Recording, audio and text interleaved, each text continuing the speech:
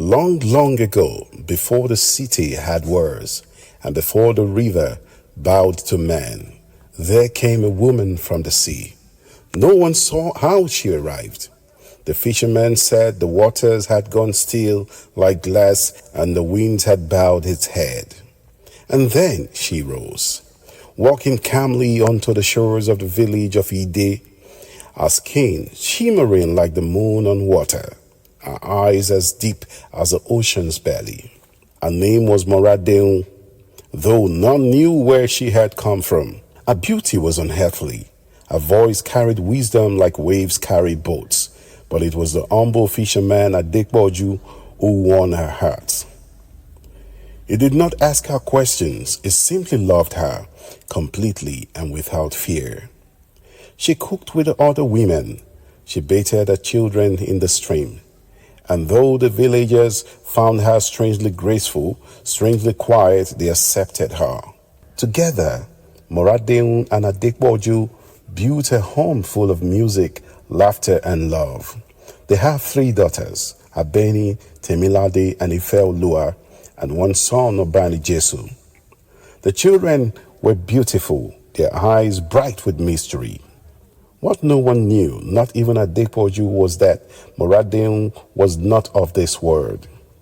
She was a goddess of the deep, a guardian of the tides, and protector of lost spirits. She had once ruled a realm beneath the sea, but had chosen to walk among humans for the sake of love. For years, she had quietly protected the city. Floods retreated when she whispered. Crops bloomed when she stepped through the fields. Illness faded with the songs she sang to the wind. And all of this she did in silence for the sake of the man she loved. But all secrets, like the tide, come to the shore. One season, the Oba, the king of Idè, declared a grand festival of the dance, a celebration of the gods, ancestors, and fertility. Every woman in the community was ordered to participate, and the chief priest, Babaoro, was tasked with performing ancient rituals to call on the spirits. Moradeu, though hesitant, knew she could not refuse. When it was her turn to dance, the sky darkened, the drums suffered, and a strange silence fell over the crowd. The chief priest began to tremble. His eyes widened. His staff slipped from his hand. He fell to his knees and whispered the old names, names not spoken for centuries. She is not mortal, he later told the king.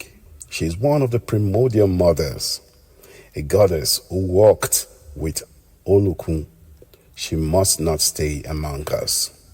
Though the crowd had not fully understood what they saw, fear spread like smoke. The king, proud and fearful, summoned his guards. That night, they set out to confront her, to protect the village from the unknown. They carried charms and chains, believing they could bind the goddess with rope. But Moradeu already knew. That night, when her children were asleep and her husband lay dreaming beside her, she rose silently and stepped outside. She looked once more at the house they built, the life she cherished, and the love she would carry back beneath the sea. She wept, not because they betrayed her, but because she could not bear to watch the heartbreak in Adekboju's eyes when he discovered what she truly was. She walked to the ocean, and as a moon bore witness, vanished beneath the waves. In the morning, Adekboju woke to find her gone. The children cried. The guards arrived too late. When the villagers realized that the floods no longer spared them, that the winds now come without mercy, they understood what they had lost. And Adekboju, with eyes full of sorrow, stood by the sea every dawn, whispering stories to the tide. She loved us, he would say, and we loved her. That is all that should have mattered. It is said that on moonlit nights, a woman can be seen dancing upon the wave. The fishermen who lose their way hear a soft voice guiding them home.